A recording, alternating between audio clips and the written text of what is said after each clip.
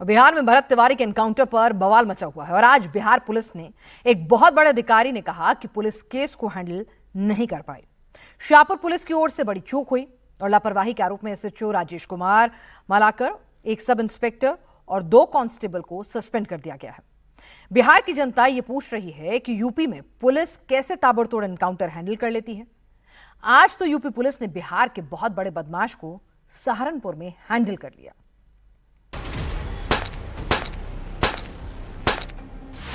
सहारनपुर में 1.5 लाख के इनामी बदमाश के सीने पर गोली।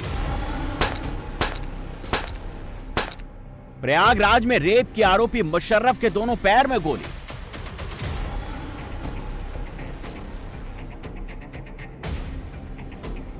हाथरस में 25,000 का इनामी गैंगस्टर फौजी, घुटनों के नीचे गोली। ग्रेटर नोएडा के क्रिमिनल, बुलेट सीधा घुटनों के नीचे। एक बदमाश के बाएं पैर में गोली, दूसरे के दाएं पैर में गोली।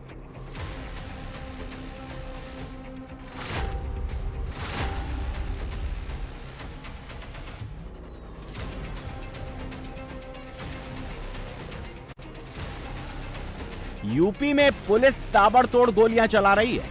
पुलिस बदमाशों को 2 कंधे पर लेकर जा रही है और 4 कंधे वाला टिकट भी काट रही है। यूपी पुलिस के गोली वाले फॉर्मूले को बिहार पुलिस भी फॉलो कर रही है। यूपी वाला मॉडल बिहार में अप्लाई कर रही है। गोली बिहार पुलिस को न निशाना समझ आ रहा है, न पुलिस सही टारगेट चूज कर पा रही है। पुलिस पब्लिक पर भी बंदूक तान दे रही है।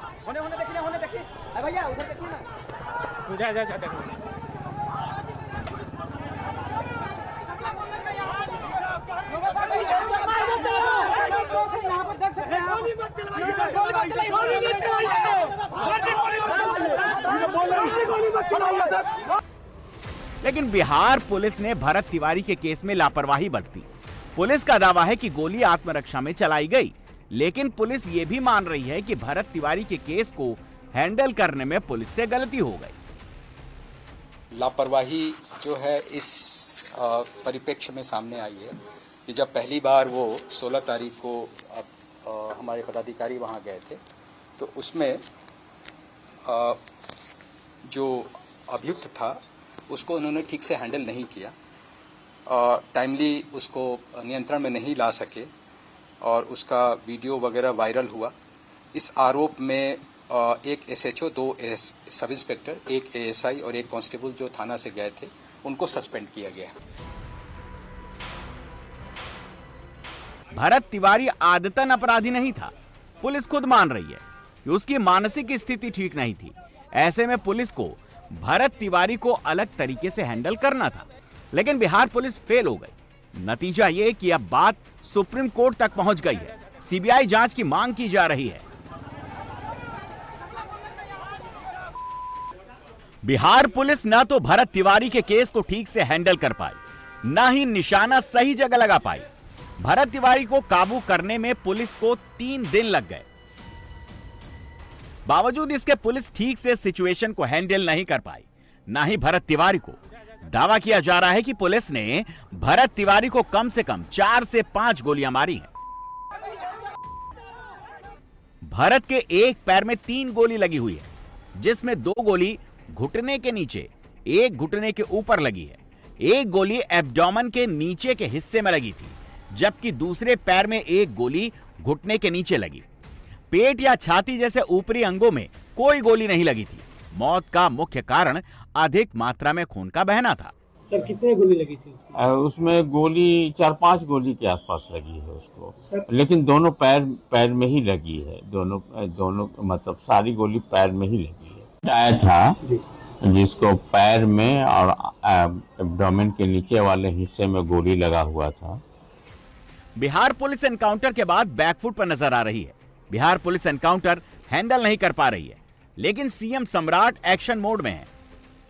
एकदम स्पष्ट रहिए, मैं कभी अपराधी के सामने झुकने वाला व्यक्ति नहीं हूं। अपराधी हर हालत में जाएगा, उसको बिहार छोड़ना होगा, कोई रोक नहीं सकता है। अपराधी के लिए कोई जगह नहीं है। ये बिहार है, कितना भी सोचो, कितना भी अपराधी के पक्ष में रहो, कुछ नहीं फर्क पड़ता है। सम्राट चौधरी हर हालत में बिहार को अपराध मुक्त बनाएगा, इसमें कहीं दो मत नहीं है। कोई गलतफहमी में मत रहना साथियों। यूपी में पुलिस सिर्फ यूपी के बदमाशों का सफाया नहीं कर रही, बिहार के बदमाश का एनकाउंटर भी यूपी में हो रहा है। ललन सिंह को सहारनपुर में पुलिस ने मार गिराया। ललन सिंह की गिनती बिहार के कुख्यात बदमाशों में की जाती है।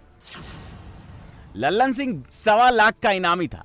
उस पर बिहार और यूपी में 7 से ज्यादा क्रिमिनल केस थे। इसमें 2 दारोगा, 1 बैंक कैशियर और 1 सुरक्षा गार्ड की मौत का मुकदमा था। एटीएम कैश वैन लूटने जैसे कई संगीन मामले दर्ज थे। अगर ललन सिंह के क्रिमिनल हिस्ट्री की बात करें तो उस पर कुल मिलाकर 13 से ज्यादा मुकदमे थे। 2016 से ललन सिंह अपने 4 भाइयों के साथ गैंग बनाकर बिहार में लूटपाट और मर्डर को अंजाम देता था। लेकिन 2022 के बाद इसका गैंग यूपी में एक्टिव हो गया। 2022 में पुलिस ने इसके 2 भाइयों का एनकाउंटर किया और अब इसका हिसाब कर दिया गया।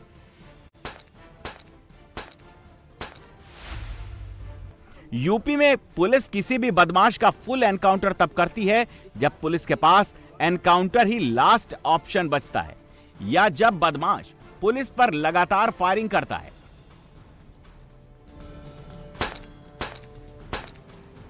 ललन सिंह ने भी यही गलती की थी।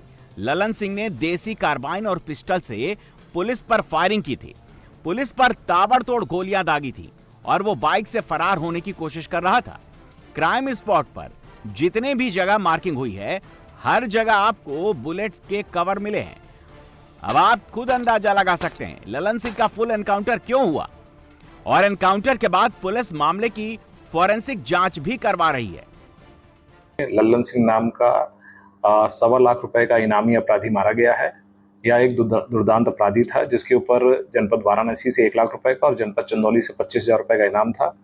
इसके द्वारा 8/11/2022 को एक सब इंस्पेक्टर पर गोली चला के उसकी सर्विस वेपन लूटने का भी इसने कृत्य किया था। इसने अभी तक कुल 7 हत्याएं कर रखी थी जो हमने क्रिमिनल हिस्ट्री में पता किया है। इसमें 2 सब इंस्पेक्टर, 1 बैंक कैशियर और 1 सिक्योरिटी गार्ड की भी इसने हत्या की थी। ये समस्तीपुर बिहार का रहने वाला था। इसमें जब एनकाउंटर इश्यू हुआ तो इसने एसटीएफ की पार्टी पर अंधाधुंध फायरिंग कर दी। वहां पर कंट्रोल्ड फायरिंग करते हुए एसटीएफ की फायरिंग में घायल हो गया, जिसको तुरंत जिला अस्पताल ले गया गया। वहां पर ये इसकी मृत्यु हो गई है। अगर बिहार पुलिस को यूपी पुलिस की तरह एक्शन लेना है तो फिर बिहार पुलिस को यूपी पुलिस से बहुत कुछ सीखना होगा। यूपी में पुलिस एकदम सटीक निशाना लगाती है। गोली घुटने को निशाना बनाकर दागी जाती है। 1 या 2 गोली के बाद पुलिस बदमाश को काबू कर लेती है।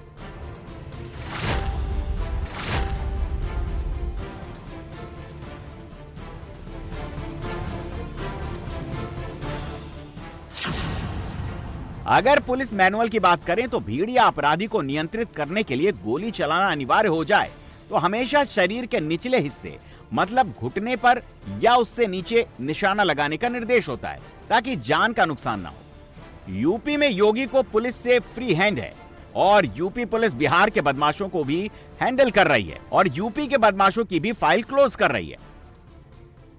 यह प्रयागराज के रेप का आरोपी मुशर्रफ है। मुशर्रफ ने जब पुलिस पर गोली चलाई तो पुलिस ने मुशर्रफ को सही तरीके से हैंडल किया। रेप के आरोपी मुशर्रफ के दोनों पैर में गोली मारी। मुशर्रफ को गोली वाला डबल डोज मिल गया। यह हाथरस का 25,000 का इनामी बदमाश सुखवीर फौजी है। 13 जून को इसने कारोबारी की हत्या कर दी और अब हाथरस से इस इनामी बदमाश को पुलिस ने सही से हैंडल किया। सुखवीर फौजी के घुटने के नीचे गोली मारी और केस को क्लोज कर दिया। आरोपी सुखवीर फौजी के कब्जे से पुलिस ने 1 तमंचा, 2 जिंदा कारतूस, 2 खोखा कारतूस, 1 बाइक बरामद की। ग्रेटर नोएडा में भी पुलिस ने 2 हत्यारों को हैंडल किया, लेकिन कहीं कोई बवाल नहीं हुआ क्योंकि यूपी पुलिस ने निशाना एकदम सटीक लगाया है। गोली घुटने के नीचे मारी गई है। एक क्रिमिनल का दायां और दूसरे क्रिमिनल के बाएं पैर में गोली लगी। फाइल क्लोज हो गई। बिहार में पुलिस गोली चलाकर फंस गई है। भरत तिवारी के एनकाउंटर की हाई लेवल इन्वेस्टिगेशन शुरू हो गई है। बिहार में पब्लिक कह रही है पुलिस वालों पर एक्शन होना चाहिए, लेकिन यूपी में पुलिस जब भी गोली चलाती है, यूपी से वंस मोर की डिमांड आती है। यूपी में बदमाशों का हाफ और फुल वाले मॉडल पर इलाज हो रहा है। योगी राज में मार्च 2017 से 18 मई 2026 तक यूपी में 17,043 एनकाउंटर हुए। इनमें एनकाउंटर में 289 बदमाशों का फुल और 11,834 का हाफ एनकाउंटर हुआ। मतलब यह कि यूपी में औसतन हर दिन 5 एनकाउंटर हो रहे हैं। अगर सिर्फ जनवरी 2026 से जून 2026 की बात करें तो यूपी में 29 बदमाशों का फुल एनकाउंटर हो चुका है। 173 दिन में 800 से ज्यादा बदमाशों का हाफ एनकाउंटर हो चुका है।